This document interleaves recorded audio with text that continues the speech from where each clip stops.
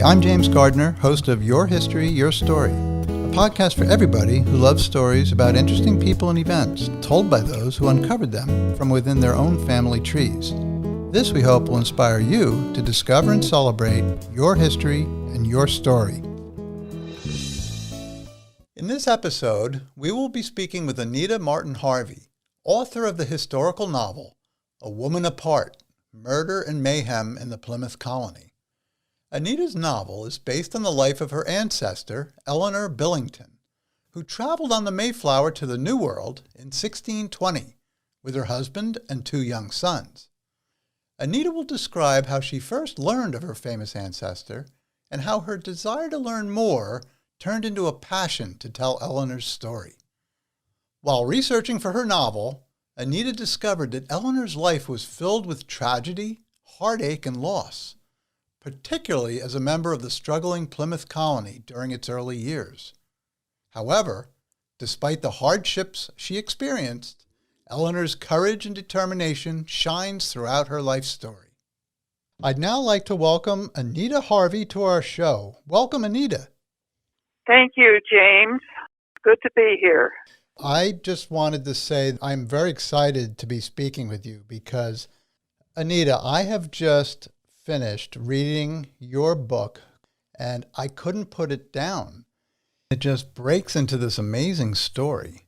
I thought to myself, how did Anita come to write this book?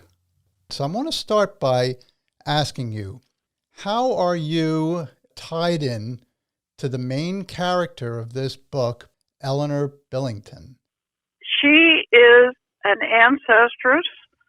I found out when my niece, Julie Brigard, she was researching the family history. A lot of it I'd heard by mouth through my mother, grandmother, and so forth, but I had never heard of a Mayflower connection before. But she had it all researched, and I started getting books. Actually, about that time that this came out, Philbrick wrote a bestseller on the Mayflower, telling it like it really, really was. Mm-hmm. And I got that book, read it, was just fascinated how much the Billingtons were featured in there, not in a good way sometimes. I've actually read that book. The full title is Mayflower, A Story of Courage, Community, and War. My late husband and I took a trip back to Plymouth. It was an amazing journey. It was in the fall. We went to the gift shop where the Mayflower, the replica of the Mayflower was. Mm-hmm. And a clerk came up to me at that time, and she says, "Welcome home." I thought, that is wonderful. Welcome home? And so I think, I was looking for books about the passengers on the Mayflower, and I found one on the Billingtons. When she saw that, she said, "Welcome home." So anyway, I was taken with the idea of writing about her. It just took me a long time to get it done. Yeah. And I hung on to that, and finally I got it together enough. It took years. It took years. And, so from the time of you finding out about this ancestor of yours, Ellinor Billington, until you actually started putting pen to paper, how long a period of time do you think that was, approximately? Well, my husband died in 2013, mm-hmm. and I know it was before that because I talked about it at a seminar. I went to a writing seminar on the coast. I shared it over there, and so it had to been before 2013. Okay, and you published this in 2018, so it was at least 5 years in the coming. Yeah, so it was at least for 5 years. It was always there, and I, wrote and published another book in the meantime about my other ancestors. And anyway, it just kept nagging me. It kept nagging you. So, all right. So when you found out this information, you mentioned that you didn't know, and you had no idea that you were descended from passengers on the Mayflower. No. You didn't. So when your niece did this research, were you like thrilled to hear this? It was totally fascinating. And nobody in my family had ever mentioned it. So it was like a mystery unfolding. A mystery. And to some degree, finding out, you mentioned that they had kind of a reputation in the Mayflower community. So I guess that's... Oh, did they ever? Well, it makes it even more interesting, doesn't it? Oh, yes, it does. Do you want to hear my experience when my husband and I were back in Plymouth and Yes. we went to the Mayflower Society? Well, we walked in the door and hostess met us and said, "And who are you looking for?" Well, I had a couple of other ones, peripheral ones, and I mentioned them. And then I said, "John Billington," because they always went by the guy. Yeah. She looked at me and she says, "And you admit it?" I don't think I want to join this society. Oh, just because one of the ancestors was hanged, there's no reason not to be a member of the society. No. And then I kept thinking of her, and she was in the history books too. Oh my goodness. Yeah. Let me ask this question then. So what was the next step for you when you found out about these relatives? The book On the Mayflower by Philbrick. Mm-hmm. That was just amazing. Then I found some other smaller books. Well, I bought some there at Plymouth about the family. They were very, very helpful. So you find out about these ancestors. You started to read up on the Mayflower colony and who the people were in it and some background information. Mm-hmm. When I was reading the book, I found that not only did you do a wonderful sort of a character study that you had to, I guess part of it was from the research you did on your ancestor, Ellinor Billington, but part of it, you sort of had to have a feel sort of out of your heart what she was going through and make that character come alive. How did you build that empathy for your character in this book? Well, it had a lot to do with a local publishing company that was organized. They would have a get-together once a year where they'd bring in a speaker.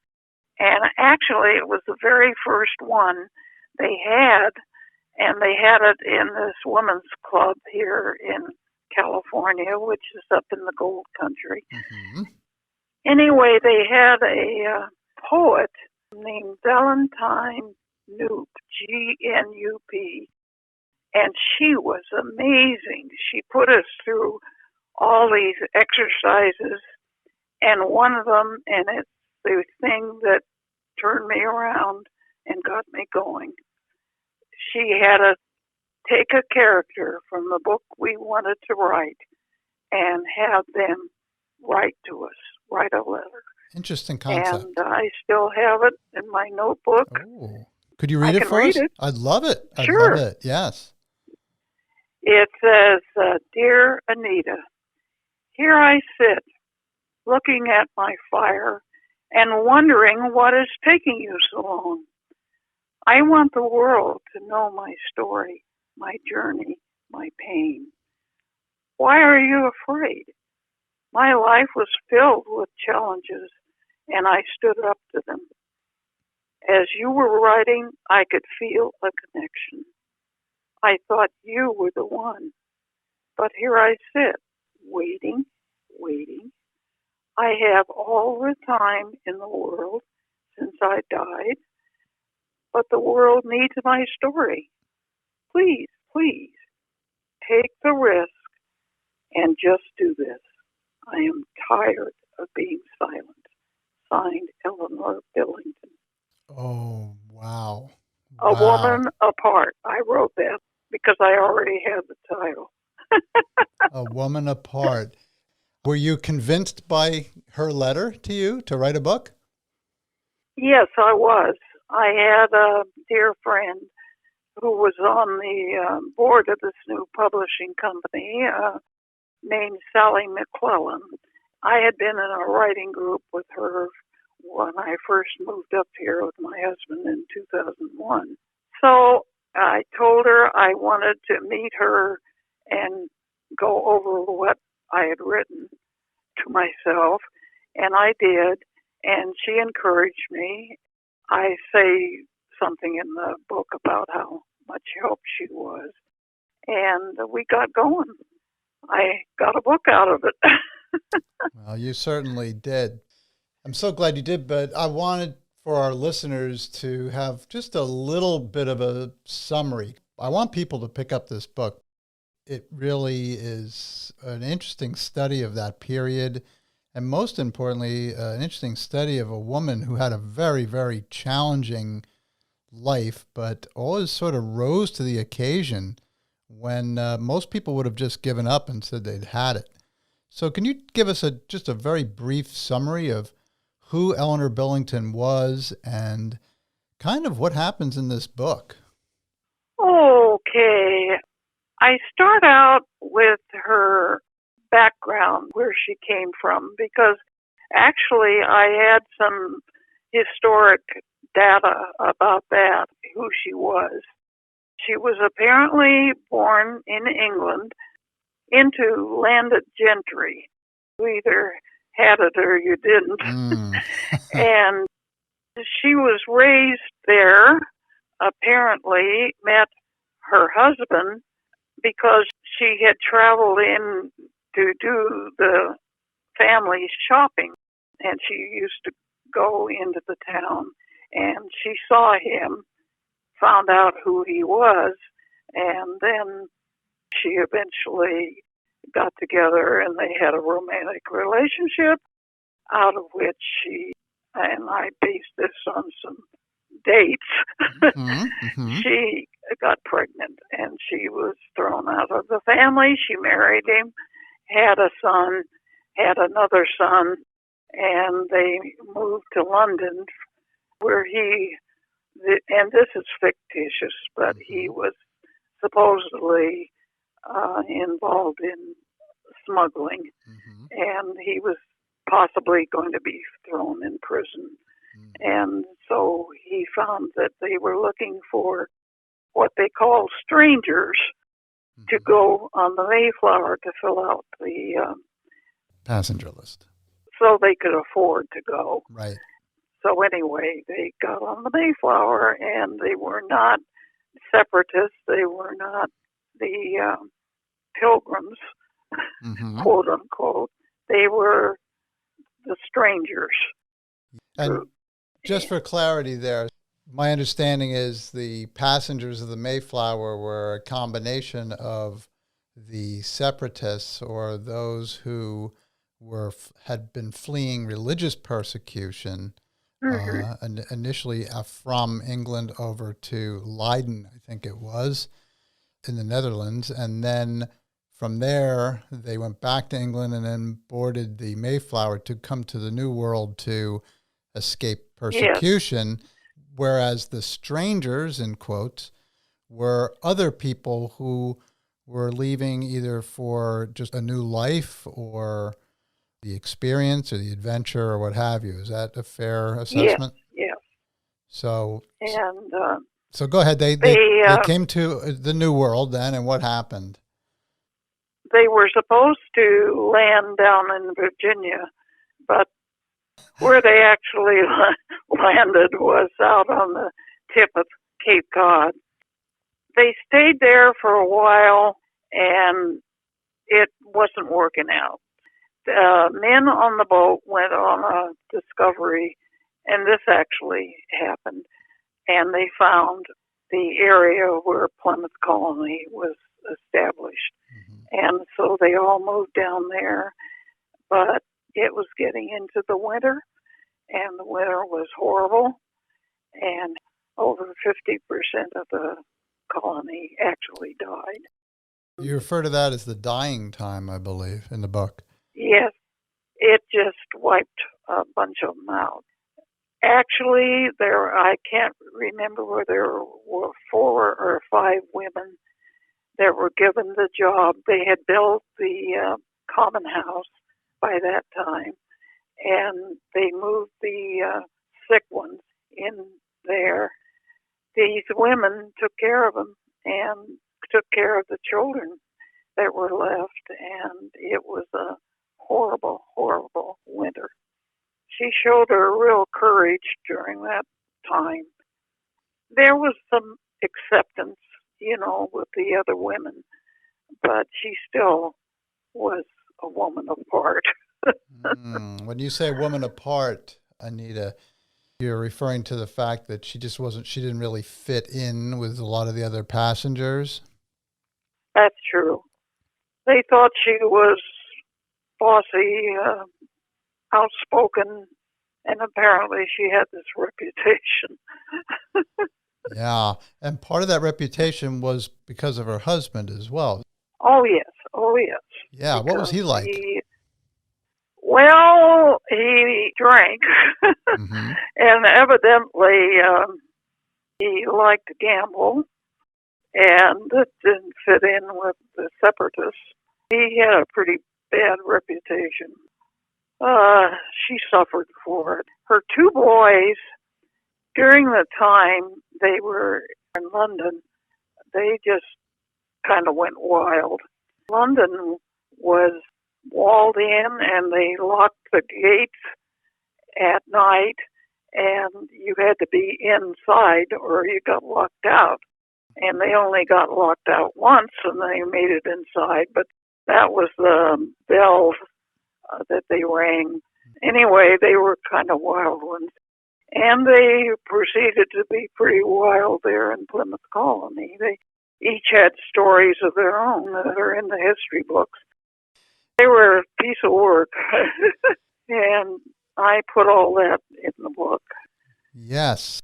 It paints a picture of the family dynamic, really, that this woman, Ellinor Billington, as you said, she was pretty outspoken. She was a strong woman, and not only strong in her personality, but she was also very strong physically, because she was one of just a few passengers who didn't get deathly ill.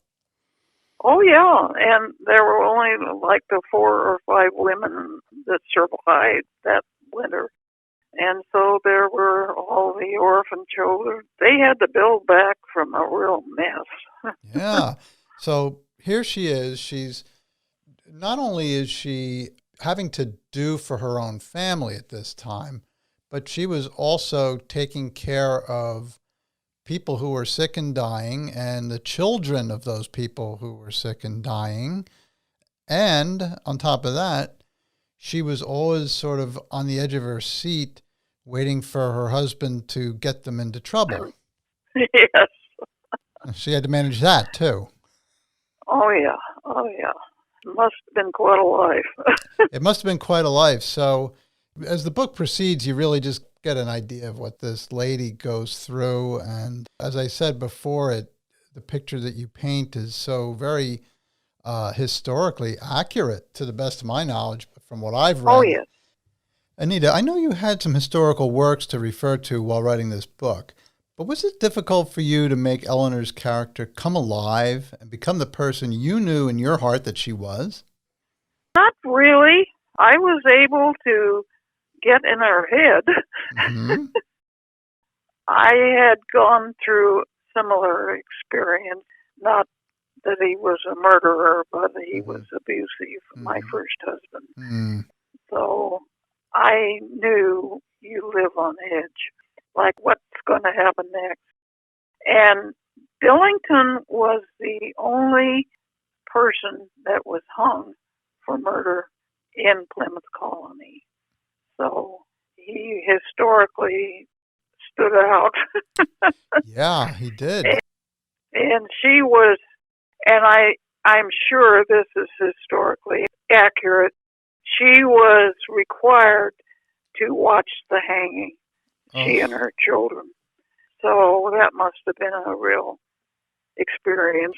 Oh, it's awful. When I read that, I thought, isn't it bad enough that they're hanging her husband? At that point, there was only one son. That's in the book, but that they both had to watch that, and then they had to leave the body hanging for like 3 days to sort of warn everybody.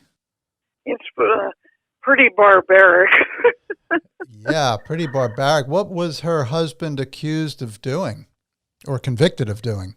He loved to gamble, and they had places where they could drink and gamble, like the local saloon. He had accused this fellow of cheating him, and he lay in wait for him. He came and got his gun, and he laid in wait behind this log until this person came by, and he just shot him in cold blood.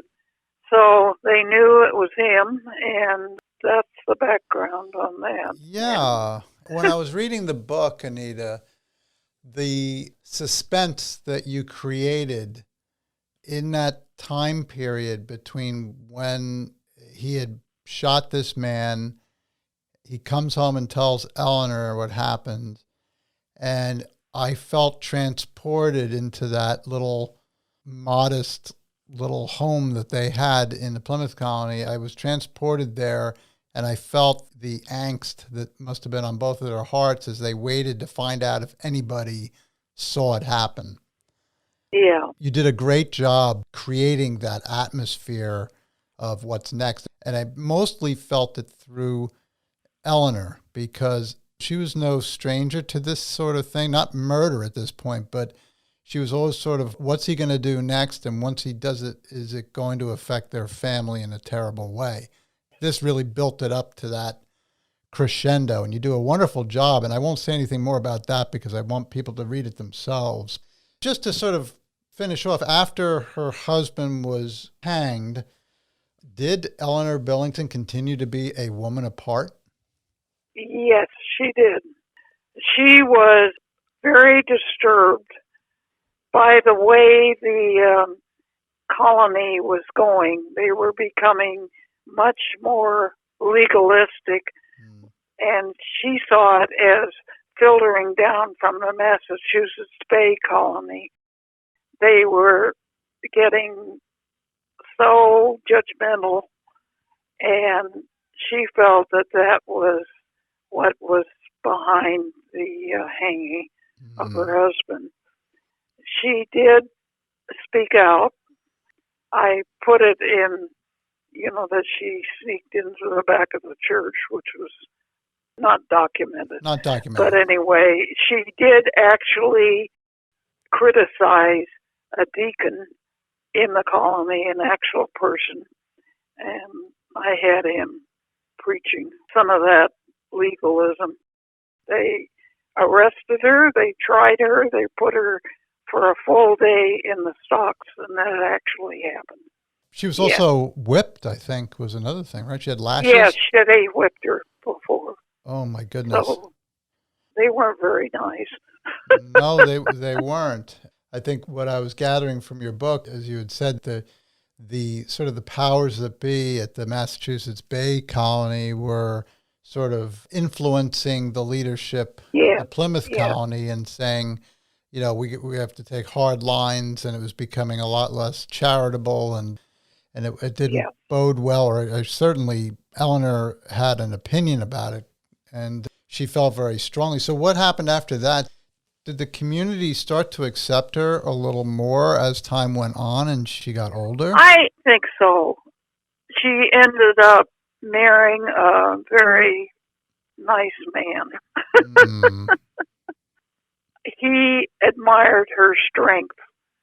He watched her go through that punishment, and he admired her strength. They had a good life together.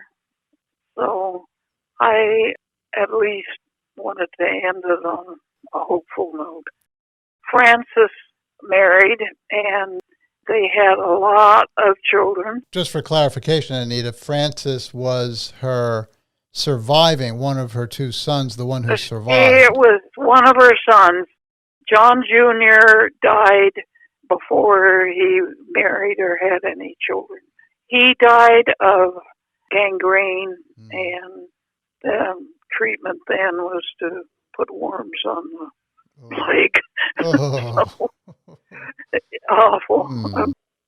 Francis was not as wild as John was, but he was quite an adventurer and discovered that lake that got them barely through that first winter, and it's called the Billington Sea. It's on the cover of my book, and I took the picture, and it's the only place in Plymouth Colony or nearby it that is named for a passenger on the Mayflower. We got down in history. And it's your ancestor too. Yes. And you admit it. Oh yeah, I admit it. So, but anyway, Francis had climbed up in a tree and he saw the lake, the Billington Sea, and it helped feed them barely. Yeah. But they went through a terrible, terrible time that first winter. So Elinor goes on to quite a great age, I understand, and she seemed to be somewhat accepted by the community, and she had a very respectable husband who loved her and continued to be a member of that community. Yes. Do you know at all where she may have been buried? I have no clue. I don't know. Now, if Elinor, after the book was written, if Elinor could now write you a second letter, what do you think she would say to you? Hang in there. I've had some real challenges in my life. Anita, you mentioned this other book that you wrote. Can you tell us the title of that book? Yes, it's called Legacy, A Family of Courageous Women.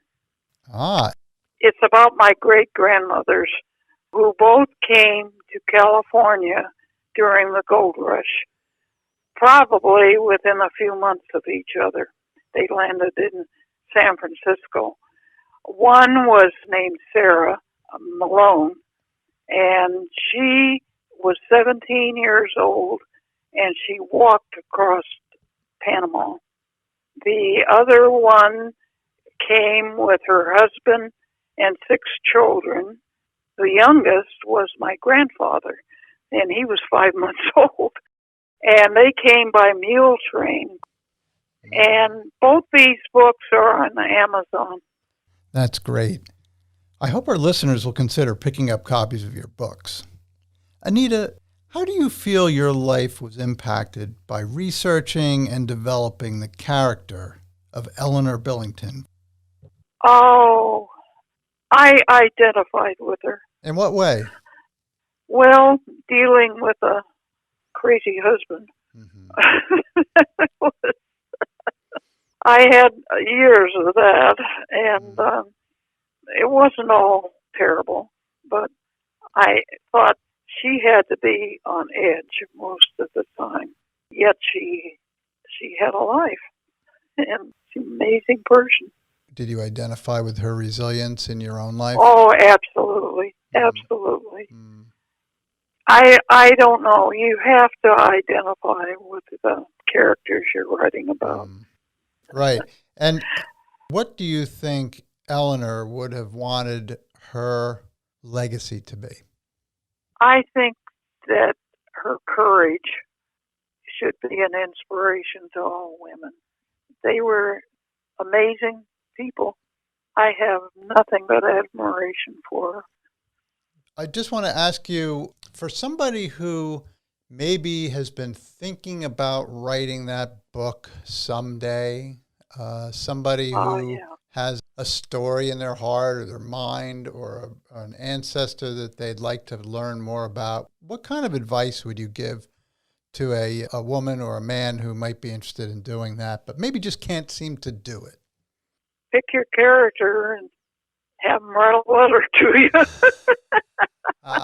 I love it. Actually, in the introduction to Elinor's book, I have her sitting by the fire. Oh, that's right. I remember that.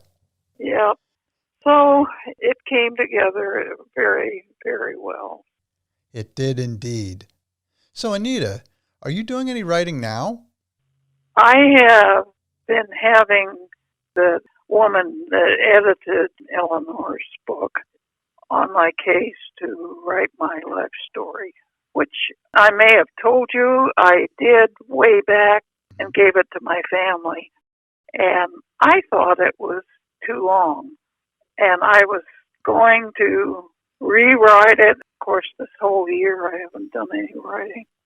I'm starting to write again. I belong to two writing groups. One was a small group, and the other one was a memoir group. We're all vaccinated, so we're going to start meeting in person, and that's going to help. It's going to inspire you. So, Anita, I understand you have a birthday coming up this year. Can you share what birthday that is? It will be my 90th. 90th. God bless you. And I'm hoping with more people getting vaccinated and all that, that you'll be able to see a lot of friends and family around you. We're planning it. Well, that's good. So for those people who may be thinking, oh, I'm too old to write a book, I've been thinking about it, but it's too late or whatever. How old were you when you published your first book? I was well over 80. So you should never use age as an excuse. No, you've got a tale to tell. I love it. And Anita, this has just been a wonderful experience interviewing you.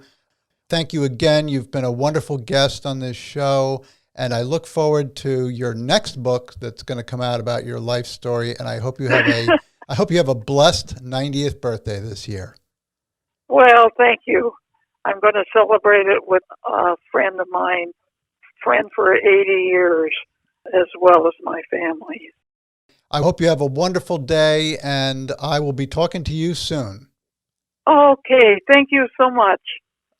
So, for all of our listeners, keep discovering and telling stories that inspire you and others. Have a great day. Thank you for joining us for this episode of Your History, Your Story. Please subscribe, share, and check out our website at yourhistoryyourstory.com for episode notes and bonus content. We'd love to hear from you if you have any questions, comments, or a story to tell. Be well, and God bless.